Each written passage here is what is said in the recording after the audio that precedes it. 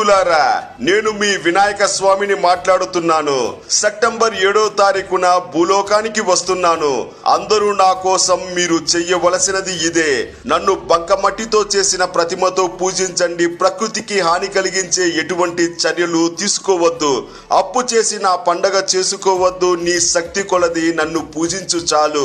ఆ రోజున లేని వాళ్లకు, నోరు లేని మూగజీవాలకు పట్టినంత అన్నం పెట్టండి. అలాగే నా పండుగను అవ్వాతాతలతో, తల్లిదండ్రులతో, అన్నదమ్ములతో, అక్క చెల్లులతో, కుటుంబ సభ్యులతో, బంధుమిత్రులతో, తోటి వాళ్లతో కలిసి అరచెయ్యంత ప్రతిమ పెట్టి గంజి పెట్టినా నేను పరమానందంతో ఆ ఇంట కొలువు తీరుతాను. అలా కాకుండా అమ్మా నాన్నను, అన్నదమ్ములను, అక్క చెల్లులను, కుటుంబ సభ్యులను దూరం చేసి నన్ను దగ్గర చేసుకుని బంగారు విగ్రహం పెట్టి పరమాన్నం పెట్టినా నేను ఆ ఇంట కొలువు తీరను. ఆ పూజను స్వీకరించనని గుర్తించు మానవ.